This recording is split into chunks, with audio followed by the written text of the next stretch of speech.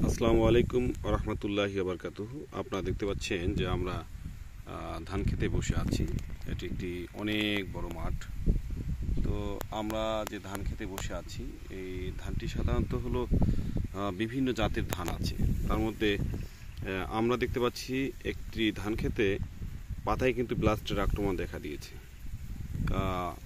তো আমরা পাশাপাশি অন্য ক্ষেতগুলোতেও কিন্তু লক্ষ্য করছি একই অবস্থা। তো আমরা দূর থেকে অনেকেই মনে করি যে ধানের মনে হয় ইউরিয়া সারের ঘাটতি হয়ে গেছে, গাছ এরকম মানে সবুজ কালার হারাই গেছে, একটু হলুদ ভাব হয়ে গেছে। তো আসলে তা না। ব্লাস্ট রোগ আক্রমণ করলে আপনারা জানেন যে সকলেই পাতা গিটে এবং শীর্ষে তিন জায়গায় হলো ব্লাস্ট আক্রমণ করে, এবং সেটা সময়ের ব্যবধানে সেটা হলো এখন পাতায়, এরপরে গিটে, এরপরে একবার শীষ বের হওয়ার সময় শীষের গোড়ায় আক্রমণ করে থাকে। তো আমরা দেখতে পাচ্ছি যে এই ধান ক্ষেতটাতে কিন্তু মোটামুটি আকারে আক্রমণ করা শুরু করে দিচ্ছে। অর্থাৎ এখনই যদি ব্যবস্থা নেওয়া না যায় তাহলে কিন্তু ক্ষতির পরিমাণটা অনেক বেশি হবে।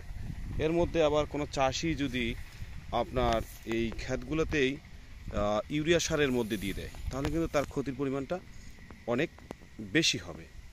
সেক্ষেত্রে আমাদের যেটা করণীয়, আমরা দেখতে পাচ্ছি এখন দিনের মধ্যে রোদ, রাতে আবহাওয়াটা অনেক ঠান্ডা, আকাশ যেহেতু মেঘাচ্ছন্ন, তারপরে হলো আমরা দেখতে পাচ্ছি বাতাস। তো এর জীবাণুটা কিন্তু দ্রুত ছড়িয়ে যাবে, যার কারণে প্রতিটি জমিতেই চলে যাবে। আবার একজন চাষি স্প্রে করবে, পাশের আরেকজন চাষি স্প্রে করবে না। এতে কিন্তু কি হয়, আমাদের চাষিদের অনেক ক্ষতি হয়ে যায়।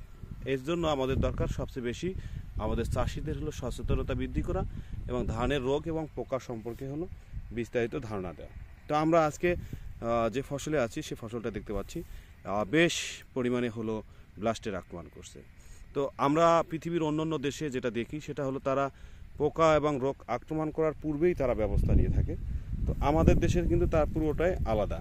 আমরা 10 থেকে 20% চাষি যারা অনেক ভালো দক্ষ, তারা রোগ এবং পোকা আক্রমণ করার পূর্বেই তারা তার ব্যবস্থা নিয়ে থাকে, কিন্তু বেশিরভাগই হলো ক্ষতিগ্রস্ত হওয়ার দিকে যায় যখন তখন স্প্রে করে থাকে।